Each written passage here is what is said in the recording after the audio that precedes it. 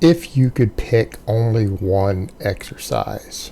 This is the kind of the thing that we say a lot of times, and we'll tell people, hey, if you could only pick one exercise to do for the rest of your life, if you could only do 3 exercises, what would they be?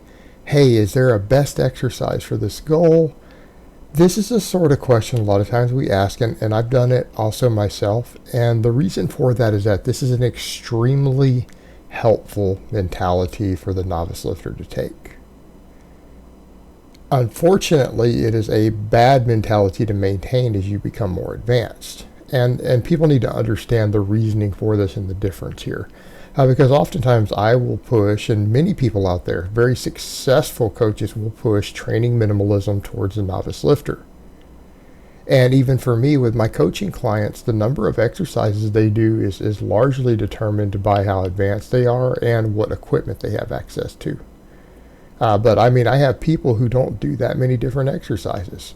However, they're also sub 300 pound squatters and sub 400 pound deadlifters. Someone who's already built a base, I would do something totally different. So the question we come to is, why do we promote this more for novices? Simply put, because novice lifters will do too many exercises. If you let them pick different stuff, they will pick things that are ineffective. They'll go off program, and they will do too many different exercises that are just not going to give them the results. When the reality is, people like the starting strength people actually have it right. There's a reason starting strength has been highly successful.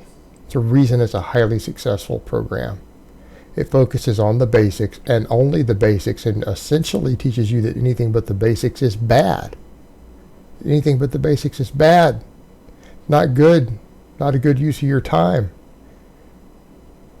And if you're a novice, that actually is true. That actually is true, unless you're talking about something that's not going to interfere with training time or recovery resources. You know, could a novice lifter do some weighted carries? Could they do some extra ab work? You know, could they do stuff like that? Sure, that'll be fine. But if they start doing other exercises, it's going to detract away from what they're supposed to be doing. It's going to detract away from their results. It's going to detract away from their learning curve and specificity. In other words, if you do the same exercises, big movement patterns that recruit as many muscles as possible, and that's what their program is based around, right? You have one exercise for your quads, the squat. You have one exercise for your hamstrings, the deadlift, and so on. And because of that, even though there's a lot of overlap, those are always the primary movers. And they only have 1 to 2 exercises that really effectively hit anything. But they've selected exercises that do what? That hit as many muscles as possible through an effective range of motion. In other words, every single lift that they select for the sort of movement pattern that it is, they're selecting lifts that work as many muscles as possible. Well, if you're trying to gain muscle and strength quickly, that's a good idea, particularly if you have no strength base and you have no movement pattern skills. People say, why? Because you're learning the exercises. In other words, practicing the squat over and over and over for a year, over 6 months, to the exclusion of other leg exercises, can teach you to learn how to squat. You'll develop a high degree of proficiency with these exercises. And the more proficient you get with an exercise, what does that usually mean? I'll tell you what that means. It means you can lift more weight on it. If you have a certain amount of muscle and inherent strength, no matter where you're at, if you can learn to perform a big movement more proficiently, such as a squat or a bench press, if you can learn to perform it more efficiently because you know a good bar path and you've learned to position your body correctly and you've trained your body to do the movement pattern and stay in the groove of it, you're going to lift more weight than if you didn't, even if you're at the same level of strength and muscle.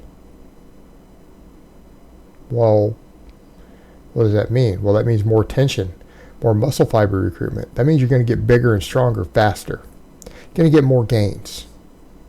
And if you're practicing other movements, you're detracting away from that time you're getting in with those. Furthermore, if you're doing stuff that's strenuous, you're interfering with the recovery. Because someone will look at that and say, well, couldn't I just go do 25 sets of tricep press downs every week? Sure, you could. You could do that. Are you going to get elbow tendonitis from it? Are your tricep tendons going to get inflamed from it? Or your elbows going to get inflamed from it? If so, what's that going to do to the rest of your training? Also, if your triceps and those tendons are under recovered all the time, it's going to affect the frequency and the weight at which you can bench press and overhead press.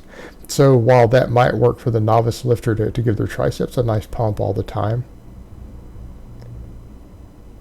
and even if your triceps did stay caught up, what's that going to do to your chest and shoulders? They're going to be smaller and weaker because you did all this other stuff.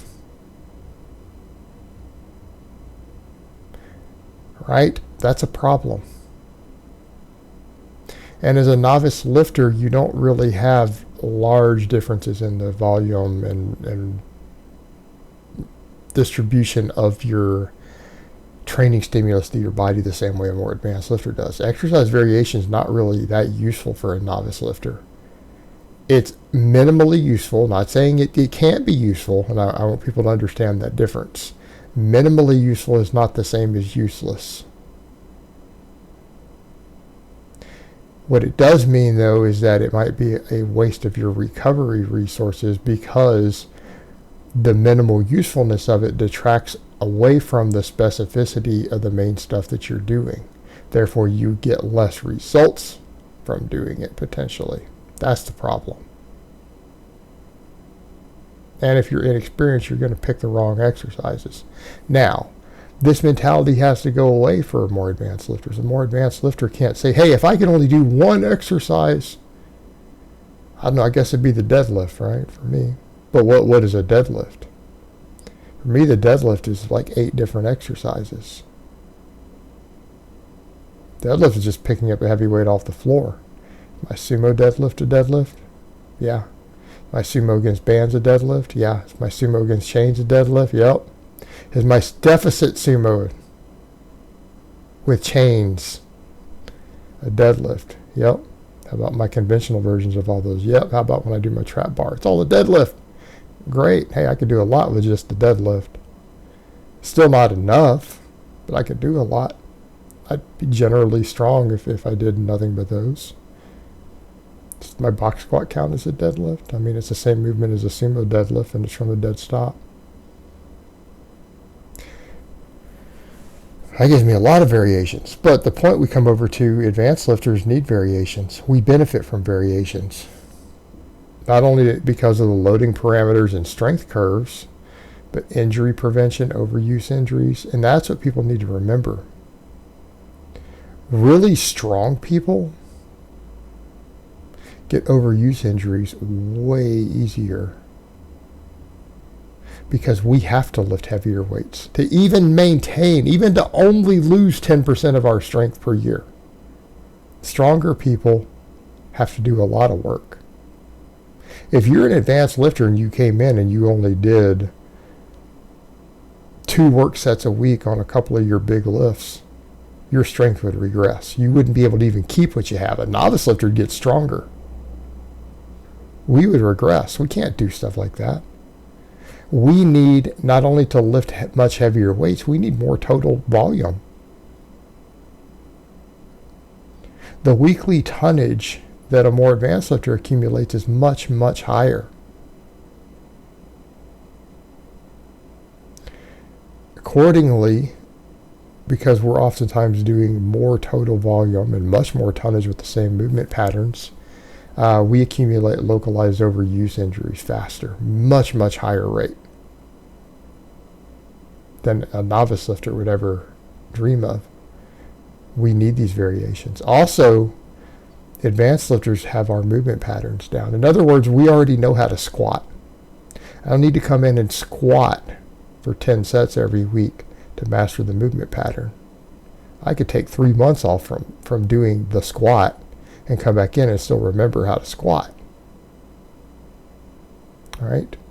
So for the more advanced lifter, this specificity of training becomes detrimental for getting brutally strong, to get stronger, let alone to even maintain. So it's a totally different mindset. All those benefits and the reason we would push a novice lifter in that direction with statements like, if you could do only one lift for this, that helps them, hurts you as an advanced lifter. The problem is that when you get it mixed up as to what category you're actually in, that's where you run into problems. And that's the problem. People see advanced lifters, and all these methods are developed for advanced lifters because they work, they're necessary. And then we have to create unbreakable rules and concepts for the novice lifter so that they don't accidentally do the stuff the advanced lifter does.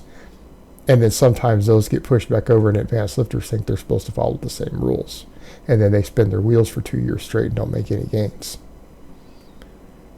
Alright guys, well that's really all I have to say on that today. I hope it's been informative, and I will talk to you guys next time.